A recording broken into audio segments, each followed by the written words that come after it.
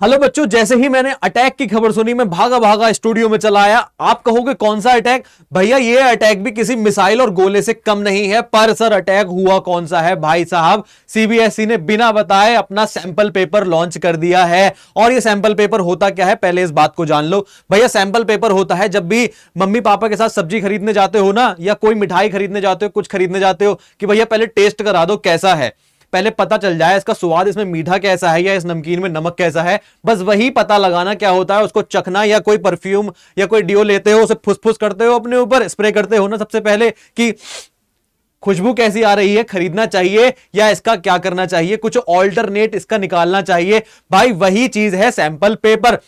और सीबीएसई ने लॉन्च कर दिया है आपका सैंपल पेपर, तो फटाफट से देख लेते हैं। और तो और सीबीएसई कभी इन दिनों ऐसा नहीं करती थी, है ना। जैसे कि कभी कभी बिना मौसम के बारिश पड़ जाती है, वैसा ही सीबीएसई ने करा। इन दिनों में कभी सीबीएसई अपना सैंपल पेपर लॉन्च करती ही नहीं थी, लेकिन भैया कर दिया, मतलब कुछ तो जबरदस्त होने वाला है। चलो बहुत तेजी से हुआ, लेकिन इस बात को समझ लेते हैं कि बहुत अभी जैसे सीबीएसई ने यह कहा है कि आपके दो बोर्ड होने वाले हैं, एक पहला बोर्ड होगा, एक सेकंड बोर्ड होगा, ठीक है, एक फरवरी में होगा एंड एक मार्च के आसपास के टर्म में होगा। लेकिन घबराने वाली कोई बात नहीं है, दोनों बोर्ड भी होंगे तो उसका इस पेपर से कुछ लेना देना ज्यादा नहीं है। ऐसा नहीं है कि दो बोर्ड हो रहे हैं तो पेपर बहुत ज्यादा टफ हो जाएगा, ठीक है। वापिस आते हैं सैंपल पेपर की तरफ। भाई देखते हैं सैंपल पेपर में इन्होंने बदलाव, चेंजेस क्या क्या करे हैं। कुछ अपग्रेड करा है, कुछ कम करा है, सिलेबस में कुछ बढ़ा दिया है, कुछ out of the box topics डाले हैं, वो करा है या नहीं उस बात को देख लेते हैं। सबसे पहले तो मैंने आपका पेपर एनालाइज करा, तो सबसे पहले इसमें यह बात देखी कि देखो बहुत ज्यादा बदलाव तो इसमें नहीं है। अब आप कहोगे सर सीधी सी बात है, 3 घंटे का पेपर होता था, 3 ही घंटे का हो रहा है। भैया 80 मार्क्स का होता है सर, तो 80 मार्क्स का ही तो हो रहा है। बदलाव क्या है इसमें? तो बच्चों सुन लो, जैसे पिछली बार की तरह क्या होता था पहले कि पेपर्स को देखो क्या है कि there are 38 questions in the question paper, all questions are compulsory. मतलब पहले क्या होता था, पहले सेक्शन बने हुए होते थे A to E, यानी कि A B C D E, इस तरीके से आपके ऊपर से नीचे तक A B C D E करके आपके सेक्शंस होते थे।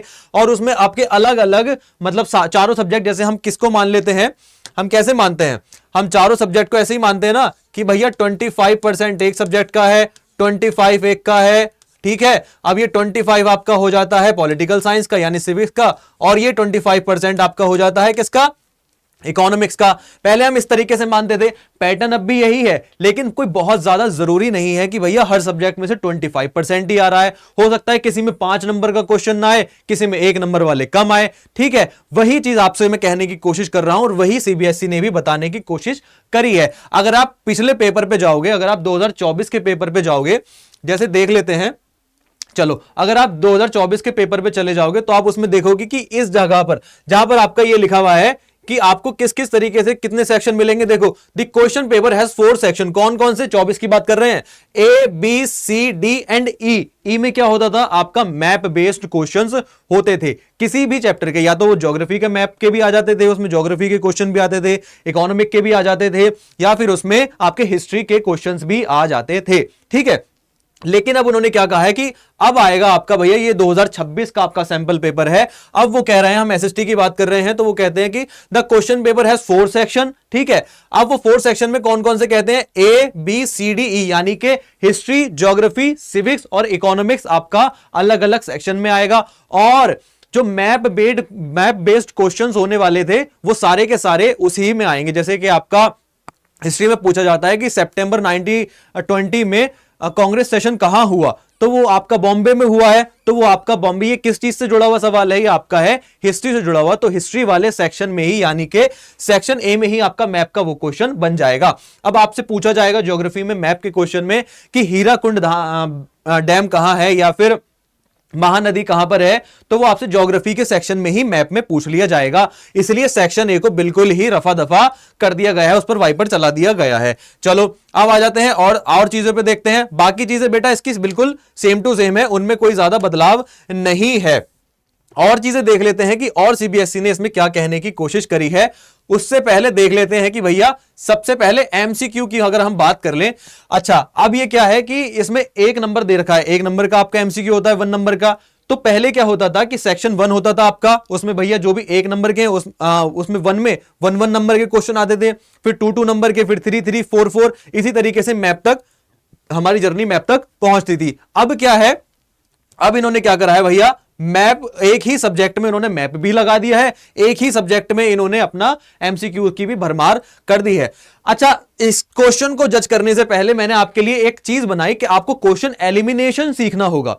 इसमें इस वाले पेपर में, सिर्फ सैंपल पेपर में इन्होंने 2 तरीके की चीजें बता दी हैं कि भैया देखो हम पेपर देने वाले किस तरीके का है, और दूसरी बात कि क्वेश्चन एलिमिनेशन वाली ट्रिक इन्होंने इस बार इसमें दे दी है। पहले क्या होता था, क्वेश्चन एलिमिनेशन ज्यादातर हायर एग्जाम में आते थे, जैसे कि और भी ज्यादा आपके यूजीसी नेट वगैरह में क्वेश्चन एलिमिनेशन आते थे, और भी अलग तरीके के एग्जाम्स में आते थे। लेकिन यहां भी इन्होंने इस बार इस ट्रिक को फॉलो करने की बड़ी अच्छे से कोशिश करी है। जो समझ जाएगा वो समझ जाएगा भाई, लेकिन जो नहीं समझ पाया उस चीज को, उसके लिए थोड़ा सा चीजें टफ हो जाएंगी। कैसे, हम अभी देखेंगे कि बहुत ज्यादा आप इजीली क्वेश्चन कौन कौन से आराम से अटेम्प्ट कर लोगे, और क्वेश्चन कहना क्या आपसे चाहता है। आ जाओ इस तरफ देखते हैं।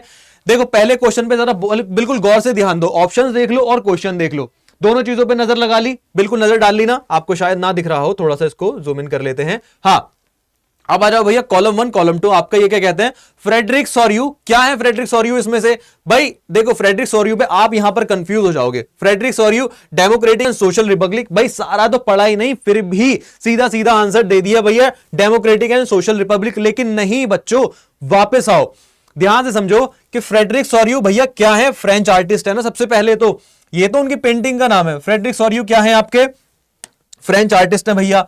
हाँ सर बिल्कुल सही बात है, फ्रेंच आर्टिस्ट है। इन्होंने पेंटिंग बनाई, कौन सी पेंटिंग बनाई इन्होंने, भाई देखो, और बाकी कॉलम 1 पर आ जाओ फिर से। स्टैच्यू ऑफ लिबर्टी क्या करता है, इस बात को छोड़ो। Foreground in the front of the statue of liberty, ये क्या है, इसको भी छोड़ो। सॉर्यूज यूटोपियन विजन, यूटोपियन क्या होता है आपको बताया था मैंने, यूटोपियन होता है आपका बेटा कल्पना, कल्पना यानी इमेजिनेशन, ठीक है, एक इमेज बनाना, एक इमेजिनेशन करना क्या होता है, वही यूटोपियन होता है। अभी यूटोपियन वर्जन फ्रेडरिक सॉर्यू का क्या था, सीधी सीधी बात है sir, democratic and social Republic की पेंटिंग जो उन्होंने बनाई थी, भाई वो उनका यूटोपियन वर्जन था ना, विजन था ना। अब ए का क्या हो गया आपका 4 हो गया, और आपका डी का क्या हो गया 3 हो गया। तो भाई यहां पर चेक कर लेते हैं, ए का 4 तो सर हाँ चलो 2 जगह है, चलो अभी रुक जाते हैं, ठीक है 2 जगह पर कर लेते हैं, ठीक है, ए का 4 ठीक है। अभी आ जाता है आपका डी का आपका 3 हुआ, तो D3 कहीं और पर है क्या इसके अलावा, नहीं है। सीधी सीधी बात है भैया, कहीं और पर है क्या, नहीं है भैया, A4 ये है, A4 ये है, लेकिन D3 तो यहां पर है। तो सीधी सीधी बात आपकी क्या हो जाती है, आपका ऑप्शन 1 आपका करेक्ट हो जाता है। ये एलिमिनेशन ट्रिक हो जाती है। अब आप कहोगे सर डी तो यहां पर भी दिखाई दे रहा है, तो बेटे यहां पर अगर डी दिखाई दे रहा है, डी पर 3 दिखाई दे रहा है, तो ए पर तो 4 नहीं है ना। क्लियर है ये चीज, बिल्कुल क्लियर है सर। तो ये हो गया आपका ऑप्शन एलिमिनेशन का तरीका। देखो आपके लिए जो मैं ये बार बार बनाता हूं ना, मैं आपसे कहता हूं आपके लिए मैं चीट कोड्स लेकर आता हूं, चीट कोड्स लेकर आया हूं भैया, वो चीट कोड्स का यही तो फायदा है, यही तो फायदा है इन चीट कोड्स का। चलो अब अगली तरफ चलते हैं, देखते हैं और क्या कहा है। चलो पिक्चर भी मैंने आपको बहुत बार पढ़ाने की कोशिश की है, पिक्चर भी मैंने आपको बहुत बार पढ़ाने की कोशिश की है। और पिक्चर में हम लोग क्या करते हैं, पिक्चर में मैं ज्यादातर अपने आपको पढ़ाते हुए पिक्चर्स का यूज इसीलिए करता हूं कि भैया पता नहीं कब ऐसे वाले क्वेश्चंस आ जाएं आपके पिक्चर से रिलेटेड। अच्छा अब इनको भैया देखो, इसमें आप कंफ्यूज हो जाओगे। इसमें कैसे कंफ्यूज हो जाओगे आप, कि आपको ये क्या क्या लगने वाले हैं। देखो पिक्चर आप देख रहे हो, क्या क्या लगने वाले हैं ये आपको 4 ऑप्शन दिए हैं, लाला लाजपत राय, बाल गंगाधर तिलक, गोपाल कृष्ण गोखले और राजा राम मोहन रॉय। 4 ऑप्शन आपको दे रखे हैं, लिस्ट में से आपको ये कौन लगने वाले हैं मैं बता देता हूं। सबसे पहले आप इस पिक्चर में कंफ्यूज हो गए बाल गंगाधर तिलक में, है ना, या लाला लाजपत राय में। भाई बाल गंगाधर तिलक में क्यों कंफ्यूज हो रहे हैं, क्योंकि बार बार आप बुक पलटते हो, पन्ने पलटते हो, तो एक नाम और इमेज क्लिक हो जाती है। दूसरी बात, ठीक है पहली बात पर आते हैं, दूसरी बात हमने करी, भाई लाला लाजपत राय का नाम और लाला लाजपत राय की पर्सनैलिटी थोड़ी इनके जैसी मिलती है, बिल्कुल क्लियर है। लेकिन ये लाला लाजपत राय बाबू नहीं है, ये लाला लाजपत राय नहीं है, कट्टम बिल्कुल। ये कौन है, ये आपके बाल गंगाधर तिलक हैं। कौन है बेटा, बाल गंगाधर तिलक, ठीक है। गोपाल कृष्ण गोखले कौन है, गोपाल कृष्ण गोखले का नाम आपने बहुत कम सुना होगा, लेकिन गोपाल कृष्ण गोखले कौन है, ये हैं गांधी जी के टीचर, है ना, ये हैं गांधी जी के टीचर हैं ये। हां, गांधी जी के टीचर कौन थे? गोपाल कृष्ण गोखले थे। आपको समझ में आ रहा है कि वो क्या किस तरीके से पूछना चाह रहे हैं? वो आपको कंफ्यूज करना चाह रहे हैं कि भैया देखो, इनको बच्चों को कंफ्यूज कैसे करा जाए, कैसे कैसे ये पेपर में अपने उलझ जाएं और ज्यादा से ज्यादा गलतियां करें। लेकिन मैं आपको गलतियां नहीं करने दूंगा यहां पर बिल्कुल भी। भाई इतनी मेहनत आप और हम करते हैं, किस लिए करते हैं? गलतियां करने के लिए? कतई नहीं। अब आ जाओ यहां पर, भाई ये क्या कहते हैं, which one option of the following is the appropriate reason for the formation of Swaraj party? के मतलब स्वराज पार्टी के बनने का कारण क्या था? स्वराज पार्टी के बनने का कारण क्या है, वो इन्होंने यहां पर पूछा है। भैया ये कहते हैं कि टू आस्क फॉर पूर्ण स्वराज फॉर इंडियंस। नहीं, पूर्ण स्वराज की बात तो यहां पर कहीं हुई नहीं थी।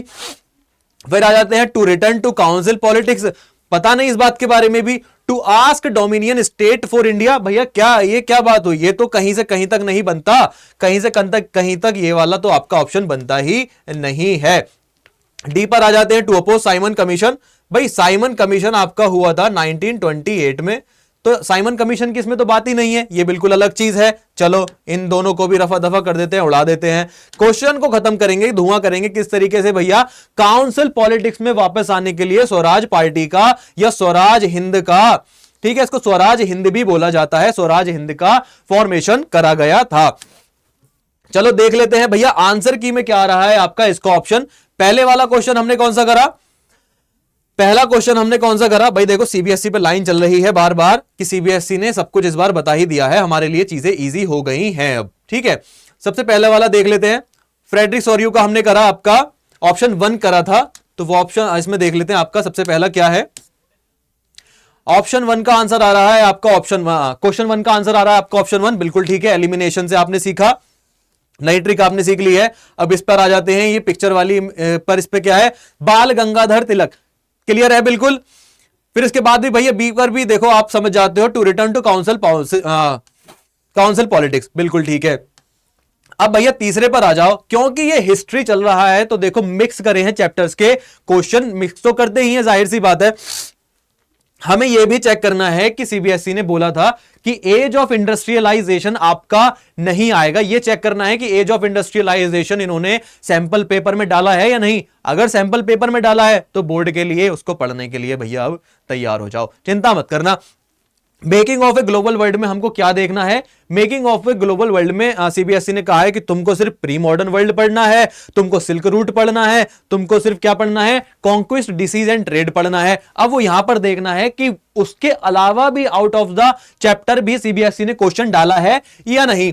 देख लेते हैं इस बात को भैया। 1000 of people filled Europe for America in the 19th century due to, मतलब कि लोगों ने क्यों छोड़ा भैया अपना देश, क्यों छोड़ा था बताओ, ये क्यों था? अब ये कहां से आया? Making of a global world का ये आपका एक क्वेश्चन है, और ये क्वेश्चन आपका किससे बनता है? आपका बनता है ये कॉन्क्विस्ट, डिसीज एंड ट्रेड से, ठीक है, कॉन्क्विस्ट, डिसीज एंड ट्रेड से। भैया चलो ठीक है, सीबीएसई ने लाज रखी, क्वेश्चन को वहीं का वहीं रखा, अपनी जुबान पे कायम रहे, चलो ठीक है। तो ये आपका इसका सही आंसर क्या हो जाता है? आंसर आपका इसका हो जाता है सही पॉवर्टी एंड डेडली डिसीज, ठीक है। नंबर 3 का देख लेते हैं। नंबर 3 बिल्कुल सही है भैया, आपका ऑप्शन ए करेक्ट हो गया है इसमें। Louis Sebastien Mercier proclaimed tremble therefore triumph of the world tremble before the virtual writer, मतलब ये क्या कहना चाहते हैं कि भैया लुइस सेबेस्टियन मर्सिये ने यह कहा था कि निरंकुशवादियों अब इस कलम से तुम्हारा सर्वनाश हो जाएगा, तुम इस देश से भागने वाले हो, तुम खत्म होने वाले हो। ये किसके संदर्भ में उन्होंने कहा था भैया? Educated classes who wanted the change the society, या absolutist institutions like monarchy and church, या फिर authors of the new books या प्रिंटिंग प्रेस के लिए उन्होंने कहा था। देख लेते हैं भैया इसका सीधा सीधा आंसर, बिल्कुल सही चीज है भैया। इन्होंने किसके लिए कहा था? ये absolutist institutions like monarchy and church के लिए इन्होंने ये बात कही थी कि भैया देखो अब तुम चर्च वाले लोग और जो तुम निरंकुशवादी लोग जो हो, अब तुम्हारा खात्मा होने वाला है। किससे होने वाला है? प्रिंटिंग प्रेस के आने पर इन्होंने यह बात कही थी। The printing press is the engine of process, the printing press is the most powerful engine of the process. ये किसने कहा था? लुइस सेबेस्टियन मर्सिये ने कहा था। देखो अभी देखते हैं हम इसमें कितने क्वेश्चन हो गए आपके। देखो एमसीक्यू सीबीएसई ने हिस्ट्री में आपके सिर्फ 4 एमसीक्यू डाले हैं, ठीक है, हिस्ट्री में 4 एमसीक्यू डाले हैं। अब देख लेते हैं भैया किसकी तरफ चलना है हमें। देखो ये जितने भी बाकी लॉन्ग शॉर्ट क्वेश्चंस है ना, ये मैं आपके लिए एक अलग से वीडियो लेके आऊंगा, लंबी सी, सारे क्वेश्चंस को सॉल्व करेंगे बहुत मजेदार तरीके से, फन करते हुए, स्टोरीज की तरह याद करते हुए सारे क्वेश्चंस करेंगे। क्योंकि हिस्ट्री तो भैया, हिस्ट्री रटने वाला सब्जेक्ट तो है ही नहीं कि कब कौन आया था, ये कब किसने क्या करा था। हिस्ट्री खेल है समझने का, स्टोरी को, हिस्ट्री खेल है समझने का, उसमें क्यों हुआ, कैसे हुआ और कब हुआ, बस क्या क्यों कैसे या कब क्यों कैसे हुआ, यही सारा समझना आपका हिस्ट्री का सारा खेल है, ट्रिक है। 4 क्वेश्चन इन्होंने 4 एमसीक्यू डाले हैं हिस्ट्री में। अब देख लेते हैं भैया, देखो क्या बोला था कि ये मैप को भी उसी के अंदर डाल देंगे। अब इन्होंने मैप के क्वेश्चन भी उसी के अंदर डाल दिए। अब आपका सेक्शन ई नहीं है जिसमें आपको मैप मिले। क्लियर है? चलो फिर भी देख लेते हैं मैप में किस तरीके के क्वेश्चन पूछे गए हैं। The place where the civil disobedience movement was launch, ठीक है, the city where Indian National Congress session was held in September 1920। भाई कहां पर हुआ था? मुंबई में हुआ था। क्लियर है? मुंबई में हुआ था। चलो आगे चलते हैं, आ जाते हैं अब ज्योग्राफी की तरफ। देखो सेक्शन भी ज्योग्राफी पर आ गए हैं हम। What is essential for resource development to contribute to overall development? मतलब कि सारे डेवलपमेंट के लिए कौन सा रिसोर्स आपका कंट्रीब्यूट करता है, जो सब में कंट्रीब्यूट करता है। The availability of resource alone is enough? नहीं भैया, बिल्कुल नहीं है। फिर क्या है आपका? The presence of foreign invaders and their governance। क्या मतलब? कुछ भी। सबसे इजी ऑप्शन है काटने के लिए ये दोनों option, technological development and institutional change. भाई जो ऑप्शन आपको सही लगे उसको तो पहले आप लॉक कर लो, फिर दूसरा पढ़ो। ये सही लग रहा है, लॉक कर दिया, ताला मार दिया। 5 करोड़ का ये आपका ऑप्शन हो गया। फिर क्या है? Only human resources can contribute. भैया सिर्फ मानव संसाधन ही कंट्रीब्यूट थोड़ी कर सकते हैं, सिर्फ मानव संसाधन ही भागीदारी थोड़ी ही कर सकते हैं। टेक्नोलॉजिकल डेवलपमेंट भी तो होना चाहिए, तकनीकी विकास भी तो होना चाहिए। इंस्टीट्यूशनल चेंज मतलब कि स्कूलों में पढ़ाया जा रहा है आज भी चौक और ब्लैक बोर्ड से, सीमेंट वाले, लेकिन भैया स्कूलों को और ज्यादा आगे बढ़ाने के लिए इंस्टीट्यूशनल चेंज होना चाहिए, टेक्नोलॉजिकल डेवलपमेंट उसके अंदर करके। मतलब कि स्कूल एक इंस्टीट्यूशन है, उसके अंदर चेंज होना चाहिए ऐसे स्क्रीन वाले बोर्ड लगाकर, जिससे बच्चा और अच्छे तरीके से पढ़ सके। आ जाते हैं क्वेश्चन नंबर 11 पर। चलो पहले इसका आंसर देख लेते हैं। आपका 10 का आंसर क्या होने वाला है? आपका 10 का आंसर होने वाला है बाबू, ओके 10 का आंसर होने वाला है आपका C, technological development and institutional change. ठीक है, बिल्कुल क्लियर है, बिल्कुल सही बात है, ऑप्शन अपना सही गया। अब देख लेते हैं ये क्या है 11 का, identify appropriate option to fill the empty boxes. भैया ये क्या है? देखो बिल्कुल ही अलग तरीके का क्वेश्चन डाला है, बिल्कुल ही डिफरेंट तरीके का क्वेश्चन डाला है कि भैया इनमें से कौन सा ऑप्शन है जो यहां फिट हो सकता है। जैसे कि इन्होंने एक तरीका आपको डेमो भी दे दिया है कि एल्यूवियल सॉइल, इस बार इस तरीके के क्वेश्चन आने वाले हैं। मतलब अब ये जरूरी नहीं है कि ये वाला क्वेश्चन भैया आपका सिर्फ ज्योग्राफी में आए, इस वाले टाइप का, इस वाले पैटर्न का बॉक्स वाला, ये हो सकता है किसी भी तरीके से डाल दें। अब आ जाओ भैया, ये क्या कहते हैं कि alluvial soil ideal for the growth of sugarcane, paddy, wheat and other cereal and pulses crop. बिल्कुल सही बात है। अब भैया आइडियल फॉर ग्रोइंग कॉटन के लिए कौन सा आपका मिट्टी या कौन सी सॉइल आपकी लगने वाली है? Suitable for crops like cashew and nut. अब इन्होंने कहा है कि इन दोनों में फिट होने लायक कौन सी सॉइल है, ये हमें बता दो। तो आपको ऑप्शन कौन कौन से दे रखे हैं? Black, red and yellow soil, laterite soil या ब्लैक सॉइल, या फिर आपका रेड एंड येलो सॉइल और ब्लैक सॉइल, और डी ऑप्शन है आपका ब्लैक सॉइल और लेटरेट सॉइल। मतलब कि इन्होंने कहा है कि यहां पर फिट होने लायक कौन सी सॉइल है। तो भैया देखो, कॉटन के लिए तो सीधा सीधा आपका आ गया ब्लैक सॉइल, ठीक है, कॉटन के लिए आ गया आपका ब्लैक सॉइल, और लेटराइट सॉइल के लिए आया आपका सीधा सीधा कैशू। कहां पर उगता है भैया? काजू कतली का मैं एग्जांपल देता हूं। काजू कतली मिलेगी लेटर, यानी बाद में मिलेगी, यानी काजू कतली, काजू उगाया जाता है, कैशू उगाया जाता है लेटराइट सॉइल में, और कॉटन व्हाइट होता है, लेकिन और सफेद काले का, ब्लैक एंड व्हाइट का खेल हो जाता है। तो व्हाइट कॉटन आपकी कहां उगाई जाती है? ब्लैक सॉइल में। देख लेते हैं 11 का आंसर क्या बन रहा है। 11 का आंसर है डी, ब्लैक सॉइल और लेटराइट सॉइल। ताली बजाओ अपने लिए, बहुत जबरदस्त सी आपका आंसर सही हो गया है। चलो ये देख लेते हैं ये क्या है कि ये total of 628 tiger died in India during the past 5 year due to natural causes and other reasons. भैया कि टाइगर मर रहे हैं, कितने टाइगर मरे? 628 टाइगर मरे पिछले 5 सालों में। उसकी वजह क्या थी? देखो, टाइगर के मरने की बहुत सारी वजहें हैं। पहले था कि राजा सूर्यभान सिंह ने या कितने राजाओं ने टाइगर को मारा, उनका शिकार करके उनकी खाल को अपने कमरे में सजाते थे। फिर यह आया, दूसरी चीज आई कि टाइगर बीमारियों से मरने लगे। टाइगर किस चीज से मरने लगे? बीमारियों से मरने लगे। अब ये क्या कहते हैं दूसरा कि भैया इंक्लूडिंग पोचिंग, मतलब उनको मारना, उनका शिकार करना। According to government data, meanwhile 349 people were killed in tiger attacks during the period with Maharashtra alone recording 200 deaths। भाई इसका ऑप्शन क्या बनना चाहिए? बड़ा सा क्वेश्चन है, कंफ्यूज या जाओगे। हम बताए दे रहे हैं तुमको, तुम कंफ्यूज या जाओगे इसमें, तो बिल्कुल सही से समझना कि reduction in the prey species during tigers food supply के मतलब कि सही बात है। भैया दूसरा देख लेते हैं, ऑप्शन क्या है? Increase in human wildlife conflict in protected areas. सीधी सी बात है, देखो अपने हिसाब से, तुम्हारे मेरे हिसाब से इसमें ऑप्शन ए बन रहा है कि रिडक्शन किस में हुआ? प्रे स्पीसीज में हुआ ड्यूरिंग टाइगर्स फूड सप्लाई। सही बात है ये तो। देख लेते हैं ऑप्शन आपका 12 ये रहा, ऑप्शन ए बन रहा है। हमने क्या चूज करा था? रिडक्शन इन, बिल्कुल ठीक बात है, ऑप्शन अपना ये भी धुआं हो गया। अगला देख लेते हैं क्या है कि भैया based on the classification of forest which of the following statements would most likely apply to states like Jammu and Kashmir, Andhra Pradesh and Kerala. ये कहते हैं कि इन चारों में से कौन सा ऑप्शन ऐसा है जो आंध्र प्रदेश, केरला और जम्मू कश्मीर के लिए फिट बैठे। भैया दीज स्टेट्स मोस्टली है फॉरेस्ट। हाँ बिल्कुल सही बात है, प्रोटेक्टेड फॉरेस्ट। भैया ना, इनमें प्रोटेक्टेड फॉरेस्ट तो हो ही नहीं सकते क्योंकि जनसंख्या बहुत है, लोग बहुत रहते हैं। फिर दूसरा क्या है? They rely on unclassed forest and local community management for forest. दूसरा ऑप्शन पढ़ लिया तो तीसरा चौथा पढ़ने की जरूरत ही नहीं है। भैया यहां पर जनसंख्या अच्छी खासी रहती है। कहां? आंध्र प्रदेश में, जम्मू कश्मीर में और केरला में। तो सीधी सी बात है कि यहां के लोग कहते हैं कि भैया जंगलों की देखभाल भी हम करेंगे। सरकार ने भी कहा है कि यहां के जंगलों की देखभाल आप लोग ही अब करो। चलो हमारा ऑप्शन क्या हो जाता है भैया? हमारे हिसाब से, तुम्हारे मेरे हिसाब से ऑप्शन सही हो जाता है सेकंड। तो 13 का सेकंड देख लेते हैं। 13 का okay. These states have significant portion of forest management as reserved for protected forest for conservation।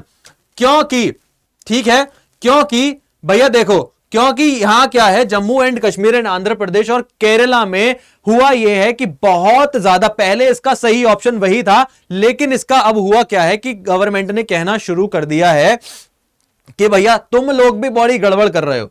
भाई तुम्हारे भरोसे पे हमने जंगल छोड़ दिया, तुम पेड़ काट के लेके जा रहे हो। तुम्हारे भरोसे पे जंगल छोड़ दिया हमने, तुम जानवरों का गलत इस्तेमाल कर रहे हो। तुमसे मना करा भेड़ बकरी गाय मत लेके जाओ अंदर, तुम फिर भी लेके जा रहे हो, उन्हें भी मार रहे हो और खुद भी मर रहे हो। तो भैया अब क्या हुआ? आंध्र प्रदेश का, मोस्टली बात है यहां पर आंध्र प्रदेश की, आंध्र प्रदेश का एरिया गवर्नमेंट ने अपने कंट्रोल में ले लिया है और वो अब प्रोटेक्टेड एरियाज के अंदर ही चला गया है, प्रोटेक्टेड फॉरेस्ट के अंदर। प्रोटेक्टेड फॉरेस्ट का मतलब क्या होता है? प्रोटेक्टेड फॉरेस्ट का मतलब होता है आपका जो गवर्नमेंट के, यानी सीधा सेंट्रल गवर्नमेंट या स्टेट गवर्नमेंट के अंडर में आ जाए। नेक्स्ट देख लेते हैं, उससे पहले हम गिनेंगे कि अभी आपकी ज्योग्राफी में कितने क्वेश्चन हैं। देखो 1 2 3 4 5 और 6। देखो हिस्ट्री में आपके 4 क्वेश्चन हैं, ज्योग्राफी में आपके 6 क्वेश्चन हैं, क्योंकि ज्योग्राफी में चैप्टर्स भी तो ज्यादा है ना बेटा, है ना। अच्छा अब आ जाते हैं इधर कि ये क्या कहते हैं फिर से। Okay, which one of the following states had made rooftop water harvesting compulsory in India. सीधी सी बात है, डायरेक्ट इसमें से अभी तक 3 क्वेश्चन ऐसे आए हैं जो डायरेक्ट हम लोग सॉल्व कर चुके हैं अपनी प्रीवियस लाइव क्लासेस में, जो हम पढ़ रहे हैं अपने अड्डा 24 क्लास 10th बाय अड्डा 24 चैनल के लक्ष्य 2.0 की फ्री सीरीज में पढ़ रहे हैं। फ्री सीरीज में डायरेक्ट क्वेश्चन आ गया है। देखो हमारी फ्री सीरीज से डायरेक्ट क्वेश्चन आया है। कौन सा भैया? कहां पर होता है? सीधा सी बात है भैया, तमिलनाडु में। तमिलनाडु में होता है सीधा क्या? Roof top water harvesting system. देख लेते हैं 14 का आंसर क्या है? डी, तमिलनाडु। क्लियर है आपका? ठीक है, ओके। अब चलते हैं दूसरी तरफ। ये क्या कहता है कि विच of the following statements best evaluates the overall goal of the प्रधानमंत्री यानी कि PMKSY योजना। यह भी मैं भी आपको कुछ दिन पहले लाइव क्लास में पढ़ाकर आया हूं। तो भैया इसके लिए क्या है कि addressing the negative ecological effect of large dams by reduction, ना ये तो किसी कीमत पर नहीं होने वाला। To provide better irrigation system and sustainable water conservation practice for farmer, shifting farmers from traditional crops to more commercial water intensive crops, या preserve the natural river flow and prevent the fragmentation of aquatic ecosystem। नहीं, देखो वापस आओ, मैं भी frame के अंदर आ जाऊं जरा, मैं भी वापस चला गया था, वापस आओ मेरी तरह। ये क्या कहते हैं कि भैया बेटर इरिगेशन, मतलब कि प्रधानमंत्री, देखो कॉमन सेंस लगाओ, प्रधानमंत्री ने कोई योजना शुरू करी है ना, तो मतलब चीजों को बेटर करना होगा, चीजों को अच्छा करना होगा। वही यहां पर है, to provide better irrigation system, sustainable water conservation. दो चीजें हैं। क्वेश्चन आपका 15 का बी धुआं हो जाता है, 15 का बी आपका हो रहा है, दिख रहा है, क्लियर है। अब चलते हैं और नीचे चलते हैं भैया, और नीचे चलते हैं। फिर ये आ जाते हैं आपके भैया, क्या है ये, ओके, ये आपके केस बेस्ड क्वेश्चंस हैं, इनको भी हम करेंगे। फिर ये आ जाते हैं आपके मैप बेस्ड क्वेश्चंस। देखो अब आप इसके ज्योग्राफी के मैप इन्होंने किस चीज में डाल दिए, ज्योग्राफी वाले सेक्शन में ही, यानी सेक्शन बी में ही डाल दिए हैं। मेजर सी पोर्ट वेस्ट बंगाल, ये सारा आपका ज्योग्राफी में डाल दिया इन्होंने, सही करा है। सेक्शन सी आया है आपका, चलिए पॉलिटिकल साइंस अब देख लेते हैं। पॉलिटिकल साइंस में आपका ये क्या कहते हैं कि भैया which of the following statements are true with respect to the ethnic compositions of Belgium. Belgium के बारे में ये क्वेश्चन है आपका, मतलब कि बेल्जियम में होने वाली दो सही घटनाओं को आपको चूज करना है। मल्टीपल चॉइस वाला क्वेश्चन आ गया है आपका, सीधा एमसीक्यू नहीं है, थोड़ा सा टफ इन्होंने कर दिया है कि 59% of the total population of Belgium lives in the Wallonia region and speak French. क्या यह बात सही है? फिर आ जाते हैं 40% live in the Flemish region and speak Dutch, 1% of Belgian speak German and in the capital city Brussels 80% people speak French while 20% are Dutch speaking. भाई आपके हिसाब से कौन सा सही आंसर होने वाला है? जल्दी से अपने दिमाग में कैलकुलेट करो इस चीज को, क्योंकि ये क्लास और इस पर मैं एक अलग से डिसेंट्रलाइजेशन वाले भी क्लिप लेकर आया था, अच्छा खासा वो भी सेशन था हमारा, आप लोगों ने बहुत प्यार दिया उस सेशन को। तो फटाफट से बताओ इसके बारे में क्या होने वाला है। बहुत ही मिट्टी क्वेश्चन है, बहुत ही इजी क्वेश्चन है, बहुत ही इजी क्वेश्चन है आपके लिए। मैं छोड़ रहा हूं, 5 तक काउंट करेंगे, 5 तक काउंट करने में अपना आंसर ढूंढ लो भाई। उसके बाद क्वेश्चन की सीरीज पर, मतलब आंसर शीट पर चलते हैं। जल्दी से बता दो, 1 2 3 4 5 भाई फटाफट से आ जाओ। क्वेश्चन नंबर 20 का देख लेते हैं क्या है आपका, फटाफट से देख लेते हैं। कितनों ने गड़बड़ करी है उनको खुद ही पता चल जाएगा, सीधी सी बात है, तुम लोगों ने गड़बड़ करी होगी। तुम लोग कहां कंफ्यूज हुए होगे मुझे पता है, तुम लोग 80% और बेल्जियन स्पीक्स जर्मन पर कंफ्यूज हुए होगे, जाहिर सी बात है। लेकिन सही आंसर बेटा इसका ऑप्शन 1 और ऑप्शन 2 है। क्यों है? क्योंकि 59% of the population of Belgium lives in Wallonia region and speak French. मतलब कि 55% पॉपुलेशन कहां की भैया? बेल्जियम की। रहती कहां है? विलोनिया में रहती है और बोलती क्या है? फ्रेंच। और इन फ्रेंच वाले लोगों का ही इनके ऊपर क्या था? डोमिनेंस था।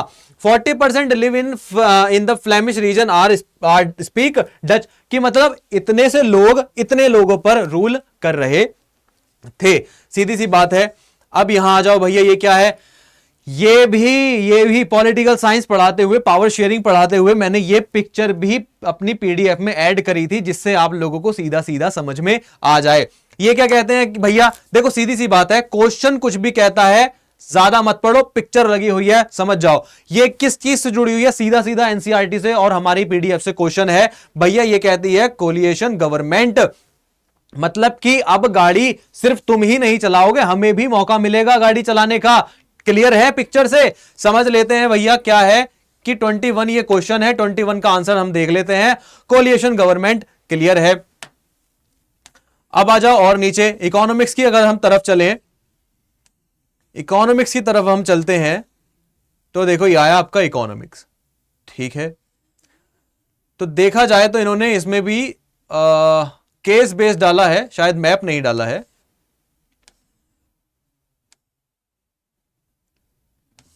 ओके, असर से रीजन है। ओके, चलिए अब चलते हैं भैया इकोनॉमिक्स की तरफ। इकोनॉमिक्स में क्या कहते हैं कि अंडर एम्प्लॉयमेंट, भाई साहब जबरदस्त खेल खेला है, ये तो खेला हो गया रे, मतलब बहुत जबरदस्त खेला खेला है कि अब तक आप क्वेश्चन पढ़ते हो, बहुत समझदार अपने आप में बनते हो, तो करंट अफेयर पढ़ लेते हो। इन्होंने क्वेश्चन पूछ लिया अंडर एम्प्लॉयमेंट, एम्प्लॉयमेंट के बारे में तो दुनिया लड़ रही है, इन्होंने पूछ लिया अंडर एम्प्लॉयमेंट। भैया under employment is caused when, की अंडर एम्प्लॉयमेंट कब होता है ना, बेरोजगारी से अलग चीज इन्होंने पूछ ली है बिल्कुल ही।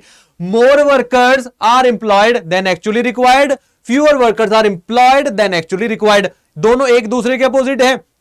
Workers are paid more than their actual output, वाह ऐसा तो कभी होता ही नहीं है। Jobs are given only to highly educated workers, देखो ये भी सही है, लेकिन अंडर एम्प्लॉयमेंट को समझना है तो भैया मोर वर्कर आर एम्प्लॉयड, मतलब कि बहुत ज्यादा लोगों को काम पर रख लिया है जितने की जरूरत है, ठीक है, जरूरत से ज्यादा लोगों को काम पर रख लेना, वो क्या होता है आपका अंडर एम्प्लॉयमेंट होता है। ये क्या हुआ आपका, देखो इसी तरीके से आपके ये सारे क्वेश्चन बन जाते हैं। चलो एक क्वेश्चन और ले लेते हैं हम, विच ऑफ द फॉलोइंग, पहले उसका आंसर देख लेते हैं भैया, किसका आंसर देख लेते हैं 29 का। 29 का आपका आंसर क्या बन रहा है, 29 क्या हुआ, 29 का है आपका मोर वर्कर्स आर एम्प्लॉयड, ठीक है, मतलब ज्यादा लोगों को काम पर रख लिया है, जितने की जरूरत है उससे ज्यादा को काम पर रख लिया गया है। अब ये देख लेते हैं और क्या है आपका, चलो ठीक है यहां देख लेते हैं, which one of the following issues currency notes in India, मतलब कि इंडिया की करेंसी को कौन मेंटेन करता है। अब अगर आपको ये क्वेश्चन नहीं आता तो सीधा सीधा समझ लेना कि आपके इसमें करेंसी पूछा है, मतलब नोट के बारे में पूछा गया है, पैसे के बारे में पूछा गया है। तो याद करो, विजुअलाइज करो अपने नोट को, है ना, अपने नोट को विजुअलाइज करो, और उसमें देखो नीचे लिखा हुआ होता है या ऊपर भी लिखा हुआ होता है रिजर्व बैंक ऑफ इंडिया यानी आरबीआई। अब स्टेट बैंक तो आप जाते रहते होगे हर छठे चौमासे में, हर चौथे पांचवें दिन, क्या स्टेट बैंक में नोट छपते हुए देखे हैं कभी? सेंट्रल बैंक में काफी लोग जाते होंगे, सेंट्रल बैंक में नोट छपते हुए देखे हैं, किसी ने सुना है? नहीं रे भैया, फाइनेंस मिनिस्ट्री पैसों का लेन देन जांचती है कि किसको कितना, किस सेक्टर को कितना देना है, प्राइमरी सेकेंडरी टेरिटरी क्वार्टनरी या क्वीनरी को कितना कितना देना है, वो फाइनेंस मिनिस्ट्री जांचती है। Reserve bank of India note छापने का या करेंसी से रिलेटेड बड़े बड़े फैसले लेती है। तो बच्चों ये था आपका एक पेपर का एनालिसिस, ठीक है, कौन से पेपर का एनालिसिस? आपके सैंपल पेपर का एनालिसिस। और बाकी जो क्वेश्चन बचे हैं, बाकी जो लॉन्ग शॉर्ट क्वेश्चन बचे हैं, उनके लिए बहुत ही जल्दी मैं आपके लिए एक अलग से क्लास लेकर आने वाला हूं, जिसके लिए आप अपनी कुर्सी की पेटी बांध लेना, क्योंकि बड़ी धमाकेदार वो क्लास होने वाली है। क्योंकि भैया हिस्ट्री सिर्फ कुछ तारीखों का, कुछ नामों का, कुछ मूवमेंट्स का खेल नहीं है। हिस्ट्री खेल है कब, कहां, कैसे और क्यों का खेल है। क्या, क्यों, कैसे नहीं, कब, कहां, क्यों और कैसे का खेल है आपका हिस्ट्री यानी इतिहास। और आप अपना नाम अगर इतिहास में लिखवाना चाहते हो, क्लास में टॉप करके, अपने स्टेट में, अपने डिस्ट्रिक्ट में टॉप करके, तो इस चैनल को सब्सक्राइब करो, वीडियो को लाइक करो, कमेंट करो, शेयर करो, और मुझे बताओ कि आपको और ज्यादा क्या चाहिए, किस सब्जेक्ट में आपको एसएसटी के दिक्कत आती है। तो तब तक के लिए अगला वीडियो, इस पेपर पूरे सॉल्व होने का वीडियो आने तक का वेट करने के लिए बहुत बहुत आप लोगों का थैंक यू होगा। फिर से आप इस वीडियो पर आओगे, तब तक के लिए अपना ख्याल रखो, अपनों का ख्याल रखो। मिलते हैं अगली वीडियो में, तब तक के लिए जय हिंद।